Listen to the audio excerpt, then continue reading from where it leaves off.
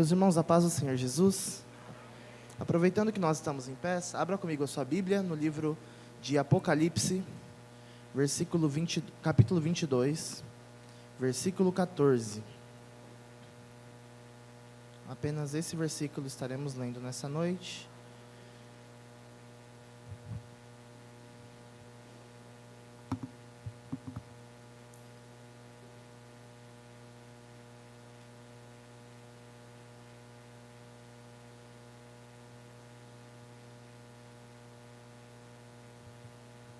Apocalipse 22, 14.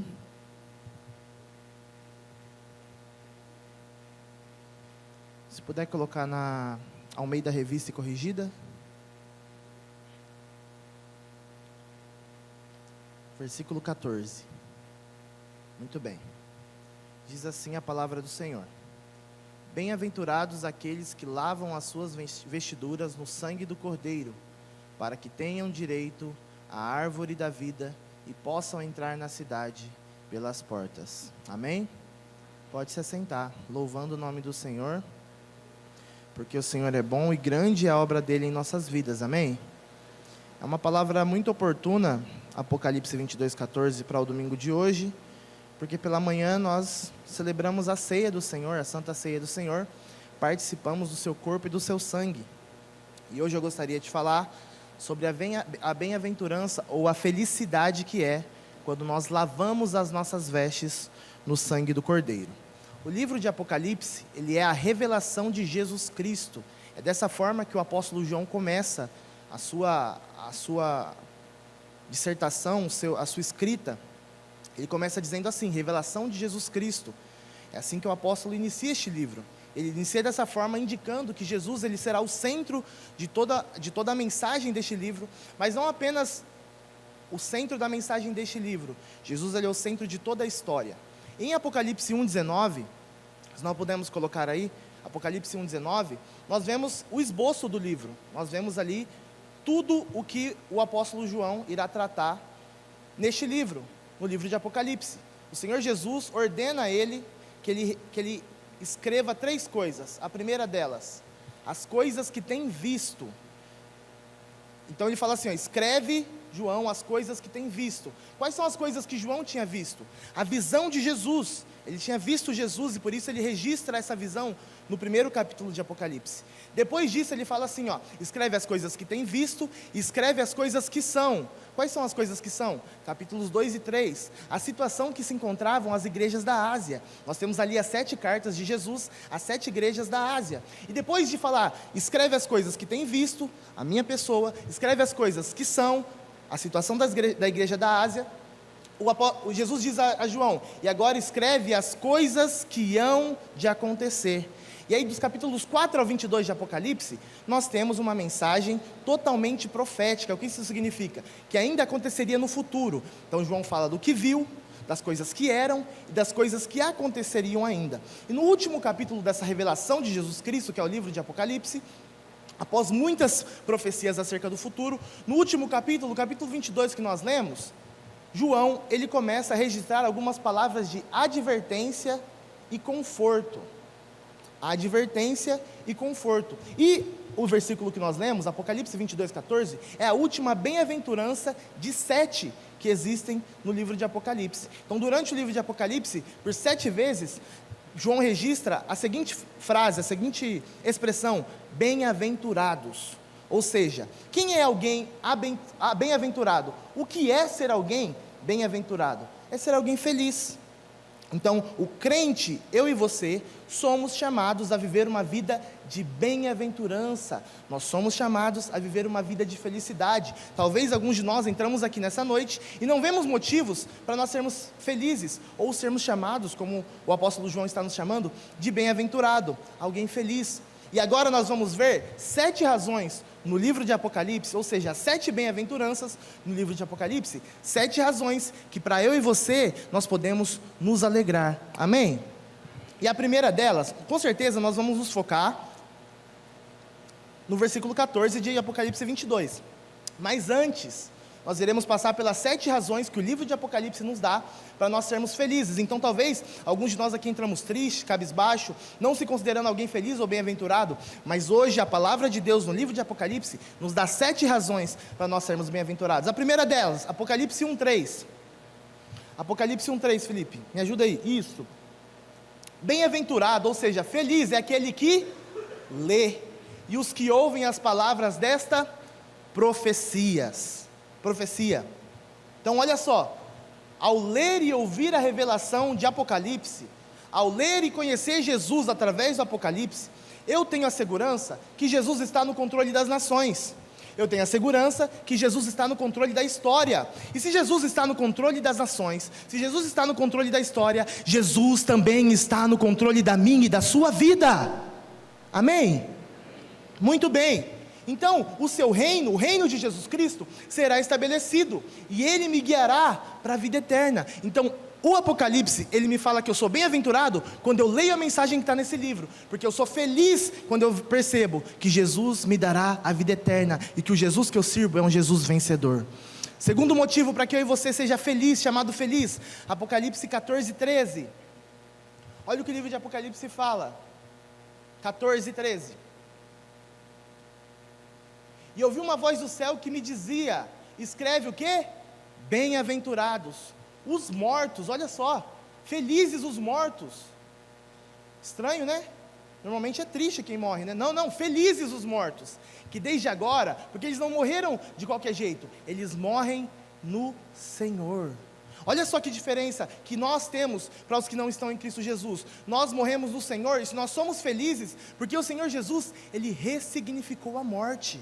A morte antes era motivo de tristeza, motivo de choro, mas através da morte de Jesus, agora a nossa morte também é um motivo de alegria, porque quando eu morro, eu estou entrando na glória, eu estou entrando no descanso, eu estou indo de encontro a Jesus Cristo, meu amado. E por isso eu sou feliz, porque a minha morte não é mais motivo de tristeza, a morte agora significa o encontro com o meu Senhor. Terceira coisa pela qual eu sou feliz, Apocalipse 16:15. Eis que venho como ladrão, bem-aventurado, feliz é aquele que vigia e guarda as suas vestes, para que não ande nu e não vejam as suas vergonhas. O que ele está falando sobre vestes espirituais? Nós somos felizes quando nós estamos atentos com as nossas vestes. Por que eu e você guardamos as nossas vestes? Porque nós estamos atentos? Porque nós estamos esperando Jesus vir nos buscar. E como eu e você somos felizes por isso, meus irmãos. Como eu sou feliz. O motivo da minha felicidade é saber que Jesus está vindo me buscar, e que as coisas desse mundo já não me afetam. Quarta razão para nós sermos chamados felizes, bem-aventurados, Apocalipse 19:9. E disse-me, escreve, por quê? Bem-aventurados aqueles que são chamados à ceia das bodas do Cordeiro. Olha só, eu e você estamos sendo convidados, porque nós temos motivo para nos alegrar, porque eu e você estamos convidados para uma grande festa, uma grande ceia, um grande banquete. E onde acontecerá esse banquete? Na presença do nosso Deus. Olha que felicidade, Ele está preparando um banquete para mim e para você. Isso não é motivo para nós nos alegrarmos, vivermos uma vida feliz, de bem-aventurança? Quinto motivo, Apocalipse 20, versículo 6. Mais uma vez, bem-aventurado e santo aquele que tem parte na primeira ressurreição. Sobre estes não tem poder a segunda morte, mas serão sacerdotes de Deus e de Cristo, e reinarão com Ele 1000 anos. Por que nós somos bem-aventurados? A quinta coisa, nós somos felizes, porque se nós morrermos antes do arrebatamento da igreja, se nós morrermos antes de Jesus Cristo voltar, nós teremos o privilégio de ressuscitar com Jesus. Perceba que é um grande privilégio, porque poucos na Bíblia tiveram esse privilégio. Na Bíblia estão registrados apenas 10 casos de ressurreição. Então, ressuscitar não é para qualquer um, mas com Jesus Cristo está o poder da vida, está o poder da ressurreição. O apóstolo Paulo diz que Ele é a primícia entre os que ressuscitam. Jesus foi o primeiro, e se Ele não voltar antes, nós morrermos, pode ter certeza que nós iremos ressuscitar com Ele, e nós iremos para o céu. Isso é motivo para nós nos alegrarmos, meus irmãos. Quantos motivos a palavra de Deus nos dá para nós nos alegrarmos? Mais um motivo, Apocalipse 22, 7, capítulo 22, versículo 7, eis que presto venho, olha, eu estou vindo sem demora, e é bem-aventurado aquele que guarda as palavras da profecia deste livro. Presta atenção que lá a primeira bem-aventurança, a ênfase estava em quem lia, em quem ouvia a profecia desse livro, mas agora a ênfase está em guardar. Eu preciso guardar, não apenas ler e ouvir, mas guardar a profecia desse livro. Ou seja, eu sou feliz quando eu me apego cuidadosamente à mensagem do livro de Apocalipse. E qual é a mensagem que o livro de Apocalipse me dá? Uma mensagem de esperança, de que a vida não acaba aqui, que Jesus irá vencer, mais uma vez, Ele já venceu, mas Ele irá decretar de uma vez por toda a sua vitória, e eu sou parte da vitória de Cristo. Ele me chamou de vitorioso, eu sou mais do que vencedor em Cristo Jesus. Isso é motivo para eu e você nos alegrarmos. Já as coisas desse mundo não nos seduzem, as más notícias já não nos afetam, não nos preocupam, as dificuldades não nos abatem. Por quê? Porque eu estou apegado, eu guardo as palavras da profecia deste livro, eu creio que em nome de Jesus, Jesus irá me buscar, e eu serei parte do seu reino eterno. E por último, o último motivo, o sétimo, é Apocalipse 22, 14, que nós lemos. Apocalipse nos dá motivos para nós nos alegrarmos, sermos felizes. É o versículo que nós lemos no começo: aqueles que lavam as suas vestes no sangue do Cordeiro, estes são chamados felizes. E nesse versículo nós vamos dedicar mais tempo, porque é aqui que vai estar a ênfase. Mas eu creio que até agora, com esses 6 versículos de Apocalipse, com essas 6 bem-aventuranças, eu e você já saímos daqui com muitas razões para nos alegrarmos na presença de Deus, sim ou não? Glória a Deus por isso, muitas razões, o Senhor nos dá muitas razões. Mas o versículo 22, 14, o Senhor falou muito ao meu coração, e eu quero dividir esse versículo em 3 partes. E a primeira parte, o primeiro ponto que nós vamos falar, a parte A do versículo: bem-aventurado aqueles que lavam as suas vestiduras no sangue do Cordeiro. Lavar as vestes no Antigo Testamento, na Antiga Aliança, era algo muito comum. No que diz respeito a se apresentar diante de Deus, no que diz respeito ao relacionamento com Deus, as pessoas precisavam realmente, literalmente, as suas vestes, as suas roupas, elas lavavam, e elas assim estavam cerimonialmente puras, né? E aí com água limpa a Bíblia indicava para que eles tivessem que lavar. Eles assim, antes de apresentar um sacrifício ao Senhor, lavavam as suas vestes com água limpa, e assim podiam apresentar um sacrifício. Por exemplo, quando Samuel ele vai na casa de Jessé para ungir Davi rei, antes de ungir Davi, ele oferece um sacrifício. E antes de oferecer o sacrifício, ele fala: olha só, vamos lá todo mundo se santificar. Você e seus filhos, Jessé, santifiquem-se para que nós apresentemos o sacrifício. E qual foi a forma que eles se santificaram para participar do sacrifício? A lavagem das suas roupas, a lavagem com água limpa. Mas agora nós que estamos em Cristo Jesus, nós que somos parte da nova aliança, nós não precisamos mais lavar a nossa roupa com água limpa. Quer dizer, precisamos sim, né, meus irmãos? Precisamos sim. Mas agora não tem mais um cunho espiritual. Agora é só questão de limpeza e higiene mesmo, né? Olha só, a camisa aqui está branquinha, ó. Vênus Poder O2. Então, fiz propaganda grátis aí, ó, né? Não estou sendo pago. Oh, Jesus. Nós agora somos instruídos a lavar as nossas vestes, não as vestes do exterior agora com água limpa. Eu e você somos instruídos a lavar as nossas vestes interiores com o sangue do Cordeiro. Olha que maravilha, meus irmãos. E o detalhe que eu gosto desse versículo, que não é o sangue de um cordeiro, não é um cordeiro qualquer, pastor Alexandre, não é qualquer cordeiro, não, é o sangue do Cordeiro. É um cordeiro específico que lava a minha e a sua veste. E quem é o Cordeiro de Deus? João 1,29, o João Batista estava falando, de repente está passando Jesus, no dia seguinte ele vê Jesus, que vinha para ele, e quando ele olha Jesus, ele aponta, ele fala: eis o Cordeiro de Deus, que tira o pecado do mundo. Jesus é o Cordeiro de Deus, não é mais um cordeiro, porque no Antigo Testamento muitos cordeiros foram apresentados, mas Jesus é o Cordeiro, e é o sangue do Cordeiro que lava, que limpa, que purifica, que santifica o meu e o seu interior. sabendo que não foi com coisas corruptíveis, diz o apóstolo Pedro, não foi com coisas que se estragam, como prata ou ouro se estragam facilmente, mas vocês foram resgatados da vossa vã maneira de viver, diz o apóstolo Pedro, com o precioso sangue de Cristo, como de um cordeiro imaculado e incontaminado. É através do sangue de Cristo, o cordeiro de Deus. Mas que vestes são essas? Como eu já disse, não são vestes físicas, não são roupas físicas, muito mais do que um rito religioso, como era no Antigo Testamento, em que eu precisava purificar o meu exterior. O sangue de Cristo tem poder espiritual para limpar o meu interior, coisa que o Antigo Testamento não poderia proporcionar. Hebreus 9, me ajuda, Felipe, Hebreus 9:9, só que agora na NVI, para nós termos uma facilidade de entendimento. Hebreus 9:9.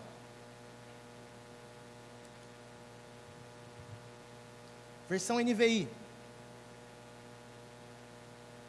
Olha o que diz: isso é uma ilustração para os nossos dias. O que é uma ilustração para os nossos dias? O escritor aos Hebreus está fazendo uma referência aos ritos, aos rituais do Antigo Testamento, às cerimônias do Antigo Testamento. Continuando, indicando que as ofertas e os sacrifícios oferecidos não podiam dar ao adorador uma consciência perfeitamente limpa. Ou seja, os rituais do Antigo Testamento, os sacrifícios do Antigo Testamento, não era capaz de purificar o interior, a consciência da pessoa. Versículo 13, mesmo capítulo. Ora, se o sangue de bodes e touros e as cinzas de uma novilha espalhada sobre os que estavam cerimonialmente impuros os santificavam, de forma que se tornavam exteriormente puros. O exterior ficava limpo. Ou seja, o sangue dos animais não purificava o interior, purificava apenas o exterior. Se o sangue dos animais era capaz de purificar o exterior, quanto mais, versículo 14, quanto mais o sangue de Cristo, que pelo Espírito Eterno se ofereceu de forma imaculada a Deus, ele purifica a nossa consciência de atos que conduzem à morte, ele purifica o nosso interior, para que sirvamos ao Deus vivo. Percebe a diferença, o contraste que existe entre o Novo e o Antigo Testamento? Então as pessoas do Antigo Testamento, meus irmãos, elas não foram salvas pelo sacrifício que elas ofereceram, não foram salvas pelas vestes que elas lavaram, porque nas vestes, no sacrifício do Antigo Testamento, não há salvação. O sangue de Cristo é tão poderoso, que ele salvou as pessoas do passado, das que estavam presentes quando ele estava na terra, e do futuro. Eu e você, todos são salvos pelo sangue de Cristo. E as vestes que nós devemos lavar no sangue do Cordeiro, então, são vestes espirituais. É o meu interior. Lavar as minhas vestes no sangue do Cordeiro tem a ver com eu tomar o sangue de Cristo, tomar a obra redentora de Jesus e aplicá-la em minha vida. Eu pego o sangue de Cristo e aplico na minha vida para ser limpo do pecado. Mas por que eu faço isso? Por que eu faço isso? Porque a Bíblia está dizendo, Apocalipse 22:14, que bem-aventurados são os que lavam. Ou seja, o Cordeiro já fez toda a obra. Jesus já realizou toda a obra de salvação, está completa, não há nada que eu e você podemos fazer na obra de salvação para alterá-la. Não, ela já está pronta, o sangue já foi derramado. Mas agora o que Ele está pedindo de mim e de você é que nós tomemos a decisão de lavar as nossas vestes em seu sangue. Por quê? E aqui não há espaço para meritocracia. Eu mereço a salvação porque eu fui lá e lavei as minhas vestes no sangue do Cordeiro. Não. Não tem espaço para meritocracia no Evangelho. Não é porque eu fui lá e lavei as minhas vestes, não. Porque se eu lavasse em qualquer outra coisa, não funcionaria as minhas vestes espirituais. Mas é onde eu estou lavando as minhas vestes espirituais, que é no sangue de Cristo. E aí que faz toda a diferença. Então, o que faz a minha veste ficar limpa, não é o meu ato de lavar, mas é com o que eu estou lavando. E se eu e você hoje estamos limpos espiritualmente falando, é porque nós fomos lavados pelo sangue de Cristo. Qualquer outra coisa não daria certo. Precisava que fosse o sangue de Cristo. E o sangue de Cristo está disponível. É necessário que eu e você, todos os dias, tomemos a decisão de lavar as nossas vestes desse sangue poderoso. Apocalipse 7,14.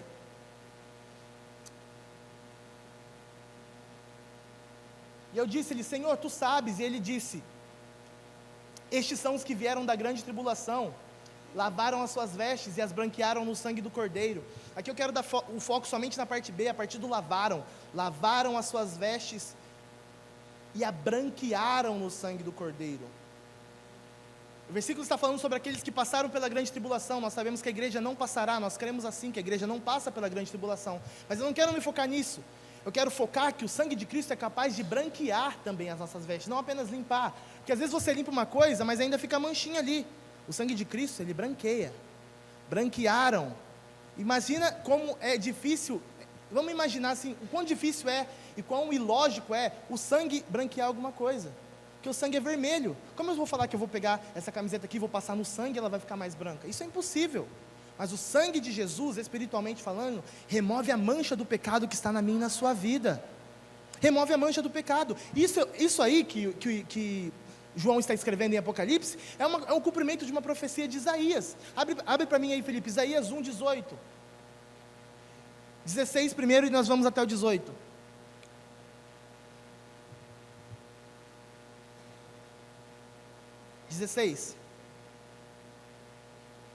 Isso, muito bem. Olha só, olha a profecia. Olha a indicação que Deus está dando para Israel. Lavai-vos, purificai-vos, tirai a maldade de vossos atos de diante dos meus olhos, e cessai de fazer o mal. Versículo 17. Aprendei a fazer o bem. Então perceba, ó, a primeira ordenança do versículo 16. Se lavem, se purifiquem, tirem a maldade dos vossos atos, parem de fazer o mal. Mas não para aí, não é somente parar de fazer o mal, é também começar o quê? Aprender a fazer o bem. Não é só parar de fazer o mal, eu preciso aprender a fazer o bem também. Pratiquem o que é reto, ajudem o oprimido, fazei a justiça ao órfão, tratai da casa das viúvas. Ou seja, comece a colocar em prática a sua fé. Versículo 18. Vinde então, e ergui-me, diz o Senhor. Vamos arrazoar, vamos tomar uma decisão, diz o Senhor. Ainda que os vossos pecados sejam como a escarlata, eles se tornarão brancos como a neve. Pode continuar. E se quiser, o 18 tem um pedacinho ainda. Ainda que sejam vermelhos como carmesim, se tornarão como a branca lã. Ou seja, antes o povo está recebendo no versículo 16 uma mensagem de se arrepender. Estão em pecado. E ainda no versículo 17 fala o seguinte: não somente deixem de fazer o pecado, mas pratiquem o bem. Mas como nós vamos fazer isso, ó Senhor, se tudo que eu vejo em mim é pecado? Se tudo que eu vejo em mim é maldade? Se a mancha do pecado está dentro de mim, eu não consigo realizar isso. Então no versículo 18 o Senhor dá a solução. Então vinde a mim, porque ainda que seus pecados, eles sejam como escarlata, eles serão brancos como a neve, e ainda que sejam vermelhos como o carmesim, se tornarão brancos como a neve, Ou seja, o que Deus está falando para o povo: olha só, em breve tempo, não será esses sacrifícios, não será nada do que você está realizando, mas eu farei isso em vocês, eu purificarei, eu branquearei as suas vestes. Como isso será possível? Através do Messias, através do sangue de Jesus. O branco simboliza essa perfeição, essa santidade, condição que só pode ser alcançada, meus irmãos, através do sangue de Cristo. Romanos 3, 23.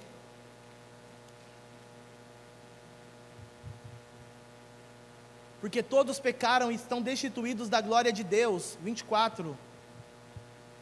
Todos pecaram, os irmãos viram, não tem um santinho sequer, né? Sendo justificados gratuitamente, mas nós fomos justificados gratuitamente, hoje somos chamados justos. Por quê? Pela sua graça, pela redenção que há em Cristo Jesus. Versículo 25, ao qual Deus propôs para propiciação pela fé no seu sangue, para demonstrar a sua justiça pela remissão dos pecados dantes cometidos, sob a paciência de Deus. Ou seja, a condição que nós estávamos antes de conhecer a Cristo, antes de ter Cristo em nossas vidas, uma condição de pecado, todos estavam destituídos, estavam afastados, estavam longe da glória de Deus, mas agora a condição mudou. A condição agora me diz que eu sou justo, Ele nos declara justos. E como isso foi possível? Deus ofereceu a Jesus como sacrifício pelos nossos pecados. Foi o sangue dele que nos justificou, que nos limpou, que nos purificou, como está escrito em 1 João 1,7, se nós andarmos na luz, como Ele na luz está, nós temos comunhão uns com os outros, e o sangue de Jesus Cristo, o seu Filho, nos purifica de todo o pecado, de todo o pecado. O sangue de Cristo, meus irmãos, é tão maravilhoso, que Ele não somente traz vitória para nós no tempo presente, Ele traz também vitória no tempo futuro. Apocalipse 12, do 9 ao 11,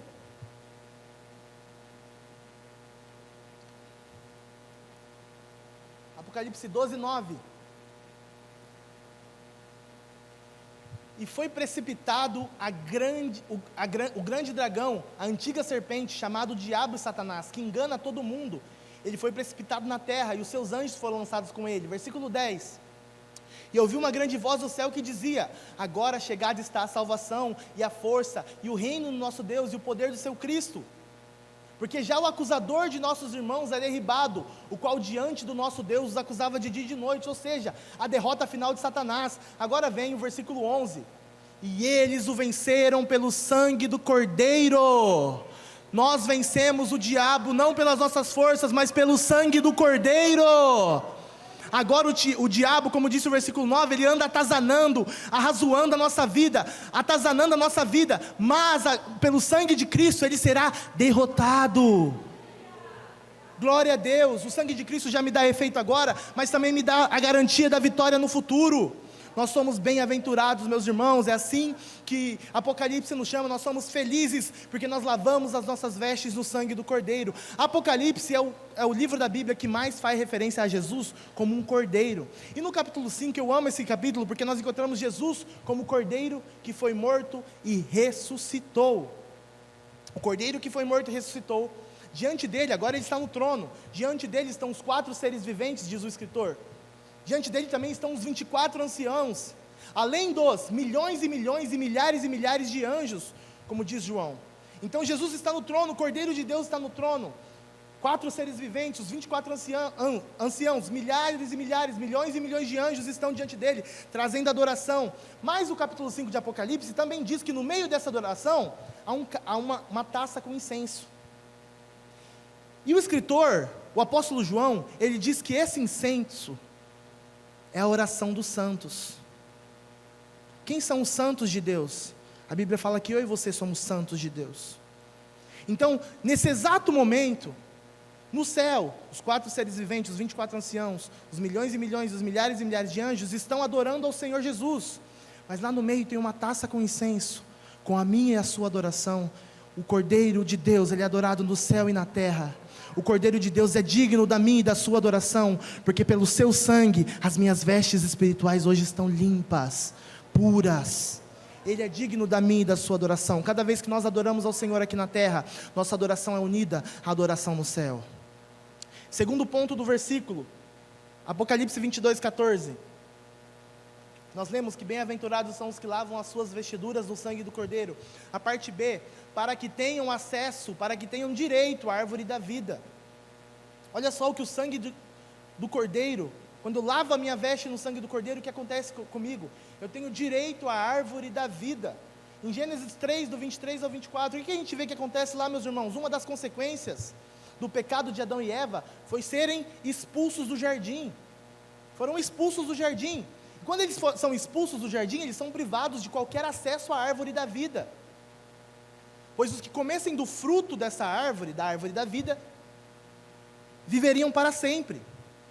Mas antes de comer do fruto da árvore da vida, que eles não foram permitidos porque foram expulsos, eles comeram da árvore do fruto proibido, do conhecimento do bem e do mal. Então perceba que apesar de a privação da árvore da vida ser um castigo, também era um ato de misericórdia da parte de Deus. Por quê? Porque se eles comessem do fruto do conhecimento do bem e do mal, ao comer do fruto do conhecimento do bem e do mal, eles estavam caindo em desobediência, porque o Senhor havia ordenado que eles não deveriam tocar, não deveriam comer daquele fruto. Agora, se eles comem do fruto da árvore da vida, eles vão estar numa condição de vida eterna, mas uma vida eterna em condição de pecado. Então perceba que não era apenas uma privação, apenas uma consequência do pecado, apenas um castigo. Era também um ato de misericórdia. Deus não queria que toda a humanidade estivesse para sempre na condição de pecado. Então Adão, com seus atos, ele nos priva da árvore da vida. Mas Apocalipse 22, 2 me mostra que agora a árvore da vida ainda ela está na Nova Jerusalém, no meio da sua praça, e de uma e da outra banda do rio, estava o quê? A árvore da vida. A árvore da vida está lá, e ela produz 12 frutos, dando seu fruto de mês em mês, e as folhas da árvore são a saúde para as nações. Então perceba que enquanto Adão nos priva de ter acesso à árvore da vida, Jesus nos dá acesso outra vez à árvore da vida. Isso significa que quando eu e você lavamos a nossa veste no sangue do Cordeiro, nós temos acesso à árvore da vida. Isso significa que nós temos acesso à vida eterna outra vez, pelo sangue do Cordeiro. E as folhas, mais ainda, além de providenciar para nós a vida eterna, as folhas da árvore, segundo Apocalipse 22:2 nós lemos, as folhas da árvore são para quê? Para a saúde das nações, são para a cura das nações, indicando o quê? A ausência de dor, a ausência de tudo aquilo que causa sofrimento em mim e você. Não haverá mais doença física ou espiritual, porque o sangue do Cordeiro nos dá acesso de novo à árvore da vida. Apocalipse 21:4, e Deus limpará de seus olhos toda lágrima, não haverá mais morte, nem pranto, nem clamor, nem dor, porque já as primeiras coisas são passadas. Por quê? Porque nós estaremos diante de Deus. Haverá a árvore da vida que é para a cura das nações, e além de trazer para a cura das nações, essa árvore simboliza a vida eterna, e essa é a promessa que Ele nos fez. Apocalipse 2:7, quem tem ouvidos, ouça o que o Espírito diz às igrejas. E o que o Espírito diz às igrejas? Ao que vencer, eu darei de comer da árvore da vida que está no meio do paraíso de Deus. Se eu e você vencermos, e como é possível vencer, meus irmãos? Através do sangue de Cristo.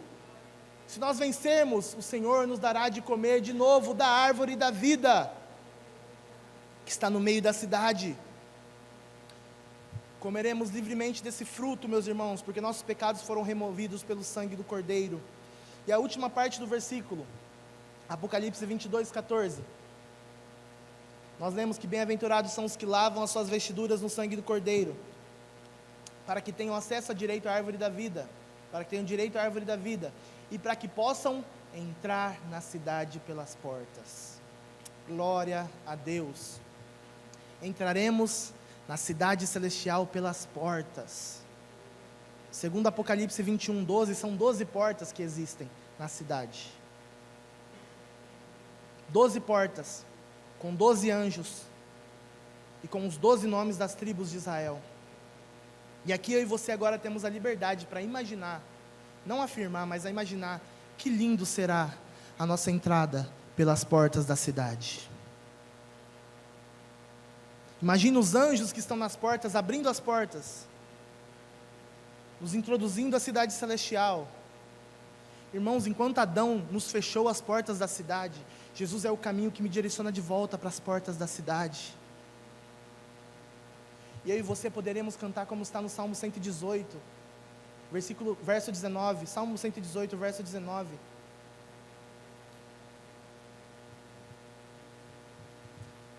Abri-me as portas da justiça, entrarei por elas e louvarei o Senhor. Verso 20, esta é a porta do Senhor pelo qual os justos entrarão. Eu e você entraremos pelas portas da justiça e louvaremos o Senhor. Por quê? Porque o Senhor nos fez justos. Os justos entrarão lá, mas Romanos 3, como nós lemos, fala que o Senhor nos justificou, nos fez justos. Nós entraremos pelas portas, e Apocalipse 21:25 fala assim, que as portas da cidade jamais se fecharão. As suas portas não se fecharão de dia, porque ali não haverá noite. Não precisa fechar as portas com medo do ladrão entrar de noite. Não haverá noite, então pode deixar abertas as portas. E versículo 26 fala o quê?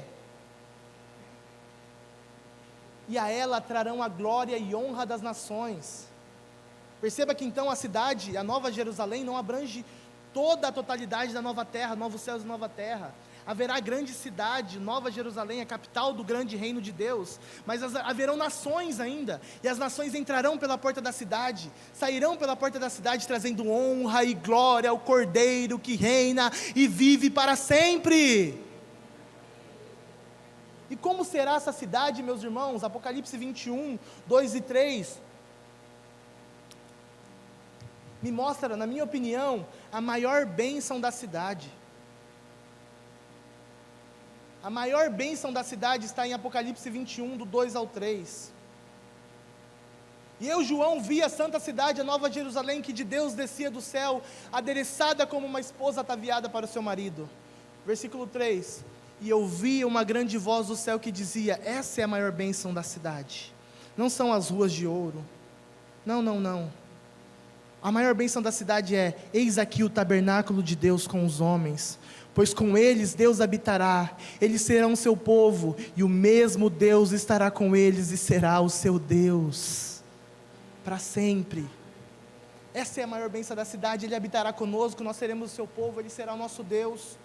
Entrar na cidade, então, significa que quando eu lavo as minhas vestes, eu posso ter acesso à árvore da vida, eu posso entrar na cidade pelas portas. Isso significa que eu tenho acesso à comunhão eterna com Deus, que Jesus me abriu uma porta, me abriu um caminho que antes estava fechado. E João ainda declara no versículo 22, do mesmo capítulo, Apocalipse 21, 22, que é lindo isso: e nela não vi templo, porque o seu templo, olha só, João, como eu e você, imagina que a gente está entrando na Nova Jerusalém, a primeira coisa que a gente vai fazer é o quê? Procurar uma igreja para a gente adorar a Deus. Eu quero um templo, eu quero adorar o Senhor, onde que está? Onde é o lugar? E João vai lá e fala, ó, quase no último capítulo, lá no capítulo 21, ele fala, ó, aqui eu não encontrei nenhum templo, lá não vai ter igreja. Por quê?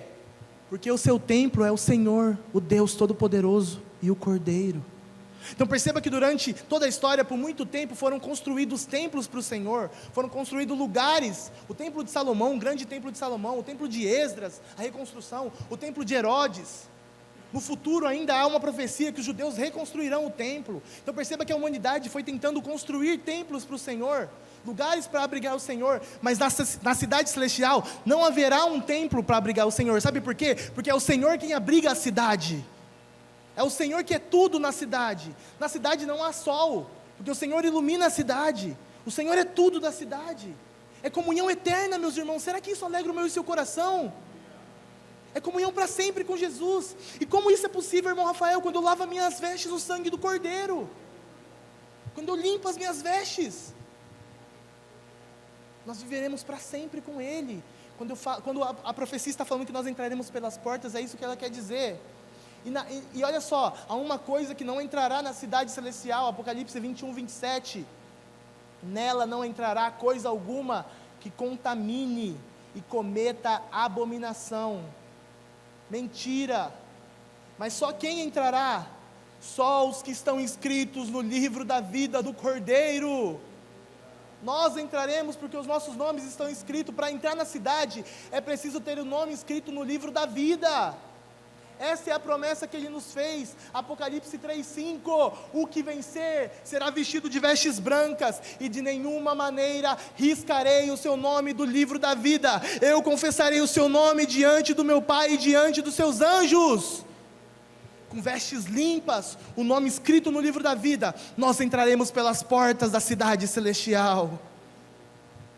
As nossas vestes estarão brancas, porque elas foram lavadas no sangue do Cordeiro, o nome escrito no livro da vida, e nós ouviremos Jesus chamar o nosso nome. Imagina que cena mais linda, o Senhor dizendo, venha Madalena, venha Elisete, venha Miriam, venha Marlon, venha Daniel, entrem na cidade pelas suas portas, tenham acesso à árvore da vida. Aqui a comunhão eterna para mim, para você. Nós seremos recebidos por Jesus. Jesus prometeu isso em Mateus 25:34. Vinde benditos do meu Pai, possuir por herança o reino que vos está preparado desde a fundação do mundo. Vinde. E este lugar, segundo Hebreus 4, do 6 ao 9, é o lugar de descanso, é um lugar chamado de descanso. Hebreus 4, do 6 ao 9, agora eu vou pedir, Felipe, coloca na versão NVT, por favor, para nós termos um entendimento um pouco mais claro. Hebreus traz uma linguagem bem difícil. Olha só, Hebreus 4, 6. Portanto, o descanso está disponível para que alguns entrem nele, mas os que primeiro ouviram essas boas novas não entraram por causa da desobediência. Por isso Deus estabeleceu outra ocasião para que entrem em seu descanso. E essa ocasião é hoje. Ele anunciou isso por meio de Davi, Muito tempo depois, nas palavras já citadas: hoje, se ouvirem a sua voz, não endureçam o coração. Se Josué lhes tivesse dado descanso, Deus não teria falado de outro dia de descanso por vir. Logo, ainda há um descanso definitivo à espera do povo de Deus. Ainda há um descanso definitivo à minha e à sua espera. Talvez alguns de nós entramos aqui nessa noite cansados, sobrecarregados, atarefados. E a boa notícia que Deus tem para mim e para a sua vida é que muito em breve nós iremos entrar no descanso que é proporcionado por Jesus. Mas Deus também nos dá uma outra oportunidade de descansar. Enquanto esse descanso eterno, esse descanso definitivo ainda não chega, enquanto esse lugar ainda não chega, o texto fala que há um dia chamado hoje, para que eu e você desfrutemos do descanso de Deus. Sim, com certeza haverá um descanso definitivo, mas também há descanso para mim e para a sua vida no dia chamado hoje. Jesus disse, esse é o nosso tema do ano: venham a mim todos vocês que estão cansados e sobrecarregados, venham até mim e eu lhes darei descanso. Eu quero pedir que você se coloque de pé nessa noite.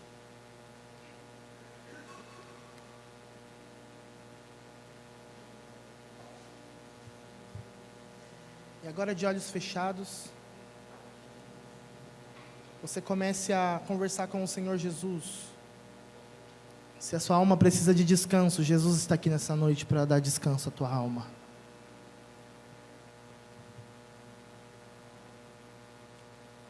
Esse descanso que Ele nos dá hoje é um princípio do que nós viveremos na eternidade. Para sempre, nós descansaremos diante dEle. Nós entraremos no descanso pelas portas celestiais.